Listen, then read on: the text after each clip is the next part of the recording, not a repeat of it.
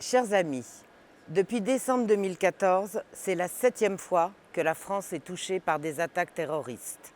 Voitures folles sur les marchés de Noël, Charlie Hebdo, Hypercacher, attaques ratées contre 2 églises de Villejuif ayant causé la mort d'Aurélie Châtelain, attaques dans le Thalys, patron décapité à Saint-Quentin-Fallavier et enfin, l'abominable tuerie du 13 novembre dernier à Paris.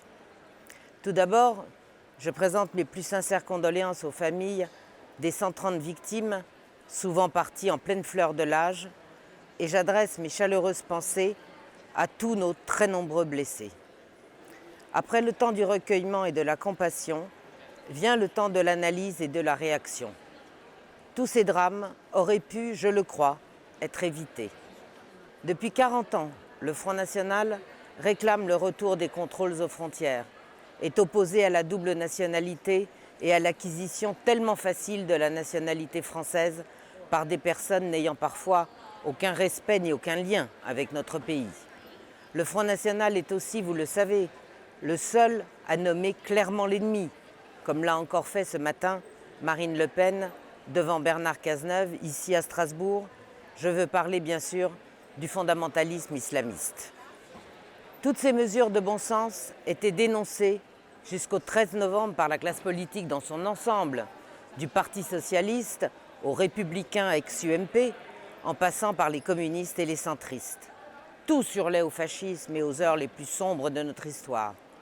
130 morts et des centaines de blessés plus tard, ces mesures sont devenues indispensables et urgentes dans la bouche des mêmes qui les dénonçaient quand elles étaient réclamées par le Front National.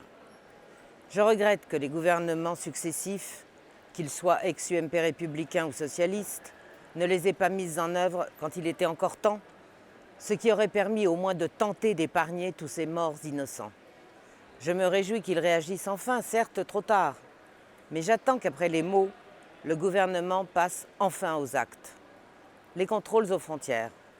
À ce jour, on franchit toujours les frontières franco-belges ou franco-italiennes, par exemple, sans aucun contrôle. Quant aux autres mesures annoncées, peut-on seulement espérer que le gouvernement tienne pour une fois ses engagements? Enfin, sur le plan international, depuis le début de la guerre en Syrie, le Front National dénonce l'inconséquence de la position de la diplomatie française, menée d'abord par le républicain ex-UMP Alain Juppé, puis par le socialiste Laurent Fabius, c'est-à-dire le soutien aux groupes armés islamistes, pudiquement appelés rebelles modérés, voire désormais rebelles relativement modérés. Depuis 5 ans, le Front National appelle la France et ses alliés à appuyer la Syrie dans sa lutte antiterroriste. Pendant toutes ces années, le seul objectif des gouvernements républicains ex-UMP puis socialistes était de faire tomber leur ancien allié Bachar al-Assad, celui-là même qu'ils recevaient en grande pompe à Paris un 14 juillet. Là aussi, les uns et les autres commencent à reconnaître qu'ils ont eu tort.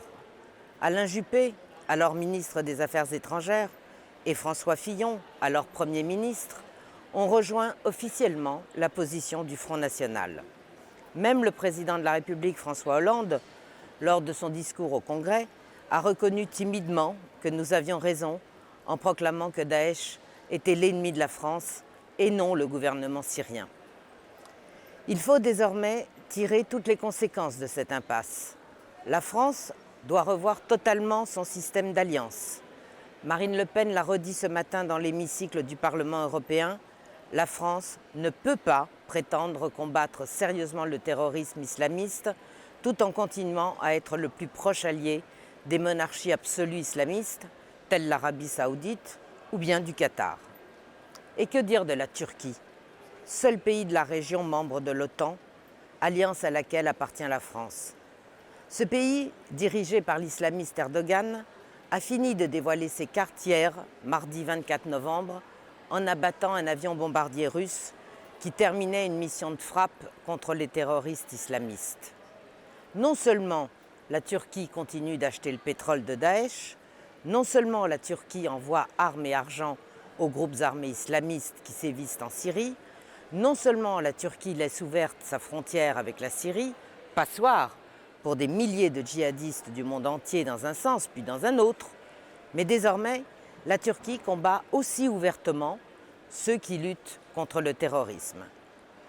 La France doit demander immédiatement des sanctions fermes contre la Turquie et exiger qu'elle cesse tout soutien aux groupes terroristes. Alors que le Parlement européen vient de passer une matinée entière à discuter des conséquences des attentats en France, l'Union européenne doit commencer par geler immédiatement les chapitres de négociations sur l'adhésion de la Turquie à l'Union. Contrairement à ce qu'on a déclaré ce matin au Parlement européen par la voix du Belge Guy Verhofstadt, la souveraineté et la sécurité ne sont pas antinomiques. Les États ne pourront assurer la sécurité de leurs citoyens qu'à condition de retrouver leur pleine souveraineté, l'hydre bruxelloise ayant prouvé son incapacité totale en la matière. Pour la France, sa seule chance de retrouver sa souveraineté est de porter au pouvoir Marine Le Pen et le Front National dès 2017.